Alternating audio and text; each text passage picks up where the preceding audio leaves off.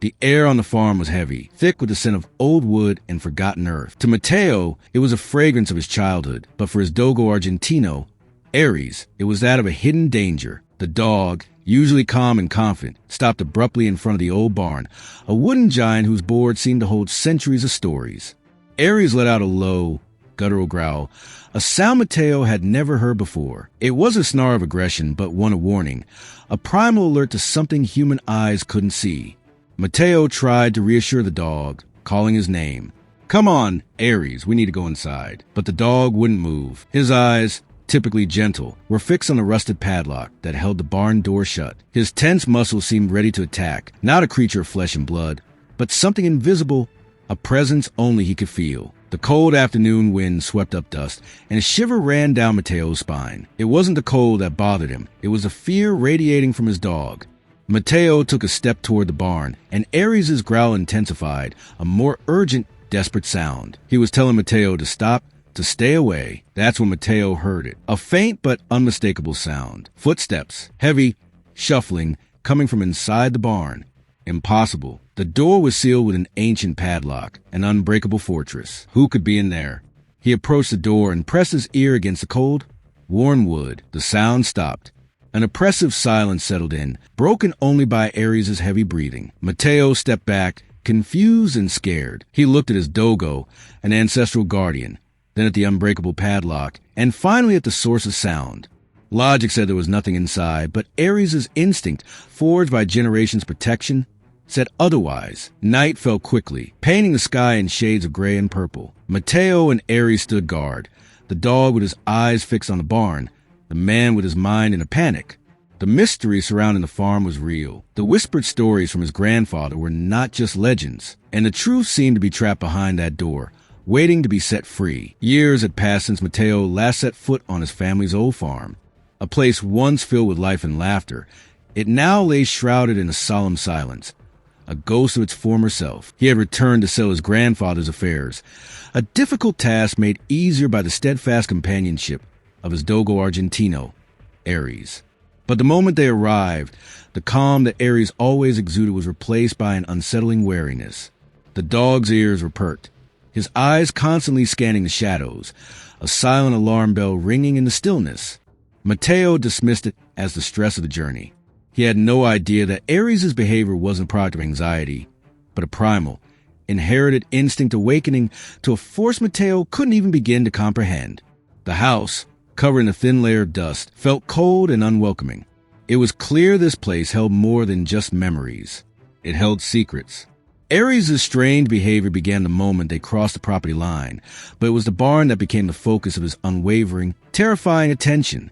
This is the story of a man who thought he knew his family's history, only to discover a secret far older and more sinister than he could have ever imagined. It's a tale of a dog's unwavering loyalty and a legacy that transcends generations. It's a story about a family's sacred duty, a pact made long ago, and the ultimate sacrifice required to keep an ancient evil at bay. Before we dive into this chilling tale, tell us, where in the world are you watching this video from? Leave us a comment with your country and city so we can connect with you. And if you're a fan of mysterious and heroic stories like this one, please subscribe to the Wind Echo Untold channel and turn on notifications. Your support helps us uncover and share these incredible narratives. This is a story of the silent battle, a spiritual war fought in the dusty corners of a farm, where the only guardian is a breed of dog sworn to protect its lineage. It's a tale that will make you rethink the bond between man and animal and the true meaning of a family legacy. Mateo's confusion turned to a gnawing fear. He couldn't shake the image of Aries standing guard over the barn. The old structure was more than just a place to store hay. It was a character in his grandfather's stories, a place of mystery and unspoken warnings. After a restless night, Mateo, haunted by a dream of his late grandfather telling him to listen to the dog, began to search for answers in the house. He eventually stumbled upon his grandfather's old wooden chest, filled with weathered journals and cryptic notes. The pages were a window into the past, a chilling account of strange events on the farm. His grandfather, a man of few words, had meticulously documented a history of unexplainable phenomena. He wrote of strange sounds, cold spots, and animals acting strangely. One rule was repeated like a mantra: never enter the barn after sunset. The journals, filled with shaky handwriting and frantic drawings, spoke of a pact, a duty to guard something hidden beneath the earth. It was a terrifying glimpse into a secret history Mateo never knew existed. His grandfather wasn't just a farmer. He was a gatekeeper, a warden of something ancient and malevolent. The most chilling entry described a deep, prolonged drought that had devastated the family. During that time, a calf was born with eyes that looked too human, an anomaly that terrified the community. The animal was said to be a bad omen, a harbinger of a greater evil. His grandfather had written that he had to bury the calf in the very barn Aries was guarding. But the most terrifying part was what came next. The grandfather had drawn a simple diagram of a circular ritual and a single word scrawled over it, seal. Mateo's hands trembled as he read the words. The history of the barn wasn't one of a haunted place. It was of a prison. His grandfather believed that the calf was a vessel, a gateway for something malevolent. His duty was to keep it contained, and the barn was a cage. The Vallejo of this story wasn't a ghost or a spirit. It was a dark entity, a forgotten evil that had been trapped for generations, patiently waiting for its release. The truth was far more sinister than a simple haunting. It was a family legacy forged in fear and sealed in sacrifice. The barn, once a symbol of his family's farm life, was now revealed as a monument to a terrifying act, a final desperate attempt to protect the world from an ancient horror. And now, after all these years, Mateo and Aries were standing at the very edge of this dark truth, armed with the unsettling knowledge from his grandfather's journals. Mateo felt a new kind of dread. The footsteps he heard in the barn weren't those of a normal person. They were a ghostly echo of prisoners shuffling. He went back to the barn, hoping to find a logical explanation, a secret passage, or a hidden door. But there was nothing. The structure was a solid, unyielding fortress of wood and rusted metal. He walked around the perimeter, tapping on the walls, feeling the cold air that emanated from within. Aries followed him closely, his low growl a constant, guttural warning. Mateo's logical mind rebelled against the supernatural. He told himself it was just a draft, a trick of the wind, the creaking of old wood. He tried to lure Aries away with a toy, but the dog would not budge. Aries' unwavering focus on the barn was a tangible, living contradiction to Mateo's need for a rational answer. He felt a deep sense of frustration. His dog, the one being he trusted completely, was telling him something, but Mateo's own fear and disbelief stood in the way of understanding. His first attempts to solve the mystery were a complete failure. He spent the next few days in a state of growing desperation. He couldn't sleep, haunted by the muffled footsteps and the thought of his dog, standing guard alone in the cold. He tried to get Aries to go inside the house, but the Dogo refused, planting himself firmly on the grass in front of the barn door, his eyes never leaving it. Mateo felt the burden of a responsibility he never asked for, a legacy of fear and a duty he couldn't comprehend. The harder he tried to fight the unsettling truth, the more real it became. The sound from inside the barn began to grow in intensity, a faint scratching now added to the shuffling footsteps. It was a sign of a prisoner becoming restless, of a seal starting to weaken. Mateo watched as Aries' vigilance grew, the Dogo now refusing food and water unless it was brought to him near the barn. The dog was running on pure instinct, on a mission he inherited through his bloodline. His failure to move Aries away was Mateo's first lesson. The dog wasn't just a pet. He was a sentinel. Mateo slumped against the house, exhausted and defeated. He had tried to be a man of logic, but the paranormal was winning. He knew the key to the mystery lay not in the journals, but in Aries himself. He had to stop fighting his dog's instinct and start listening to it. His initial failure to comprehend the situation was a necessary step on his journey, a humbling experience that prepared him for the terrifying truth that was about to be revealed. The turning point came when Mateo, sitting by the barn, decided to trust his dog completely. He looked at Aries, whose eyes were fixed on a specific spot of dirt next to the barn wall. The Dogo began to dig slowly, methodically, his paws scraping at the loose earth. Mateo, understanding the unspoken command, grabbed a shovel and began to help, his mind now open to whatever truth lay beneath the ground. The work was slow, but guided by Aries' unwavering focus, they dug deeper and deeper, unearthing the cold, damp earth of the old farm. They found at about 3 feet down a layer of charred wood, blackened by fire. It was a strange discovery, as Mateo's grandfather's diaries never mention a fire. He brushed the dirt off the wood, his heart pounding with a mixture of fear and anticipation. The wood was carefully laid out in a circular pattern, a seal. As he moved a piece of the charred wood, his shovel hit something hard beneath it. It was a small, ornate bronze bell, its surface covered in intricate, swirling patterns. Mateo picked up the bell, a strange energy radiating from the cold metal.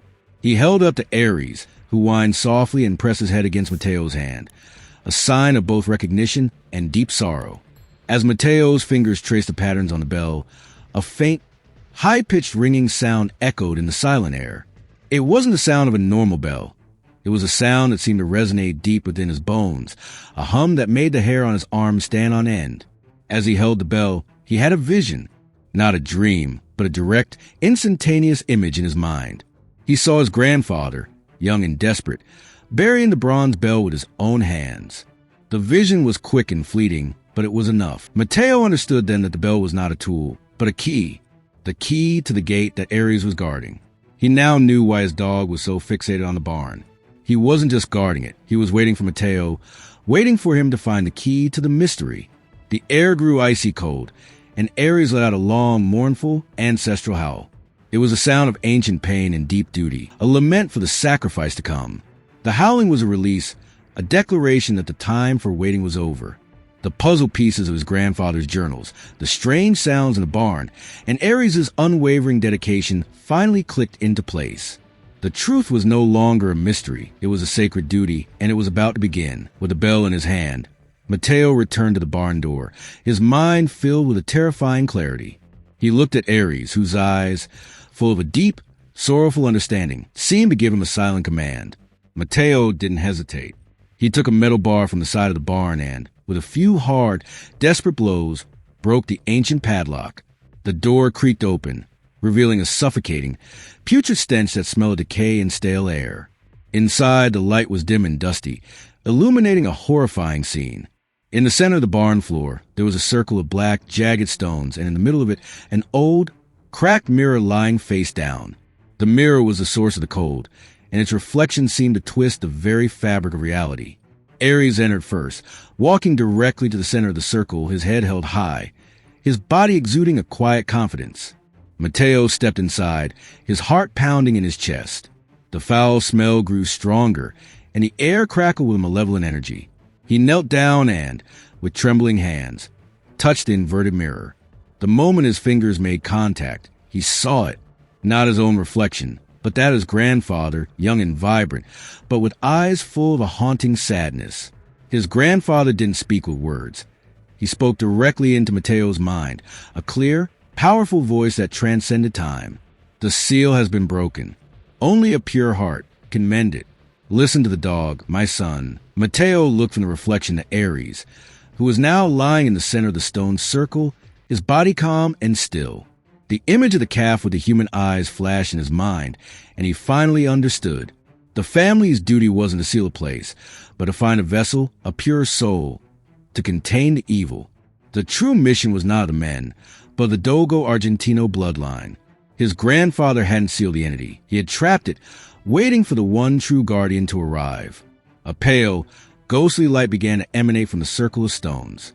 Mateo watched in horror as his dog, the loyal companion he had always cherished, became a beacon of pure light, a living seal. His grandfather's voice echoed in his mind.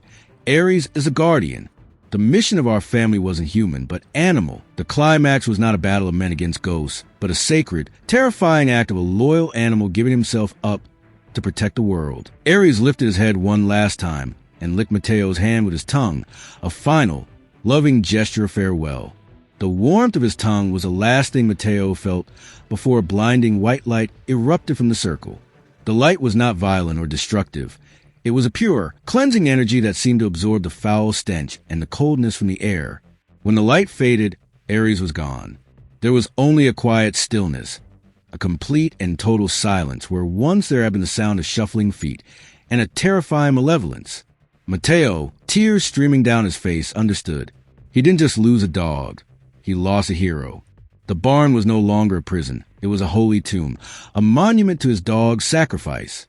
He took the padlock, now a symbol of his dog's eternal rest, and closed the barn door. His heart was heavy with grief, but a new understanding filled him. His family's legacy wasn't a curse. It was a sacred duty, a lineage of pure-hearted guardians. Months passed. The farm, once so quiet and haunted, now felt peaceful, almost sacred. But Mateo knew the cycle wasn't over. One night, a white Dogo Argentino puppy, a perfect miniature of Aries, appeared on his porch. The puppy had a familiar glint of wisdom in his eyes, a soul that had returned. Mateo knelt down, his heart swelling with a mix of sadness and joy, and welcomed his new companion. The story of the Dogo Argentino and the haunted barn is a profound reflection on the courage and loyalty of our most trusted companions. It teaches us that true heroes don't always wear capes. Sometimes they have four paws and an unwavering heart. It's a tale that reminds us to listen to those who communicate with their soul, not just with their voice. If you were moved by Aries' incredible sacrifice, leave a comment below and tell us what you thought of this powerful story. And for more heroic and emotional tales in the animal world, make sure to subscribe to the Wind Echo Untold channel and join our community.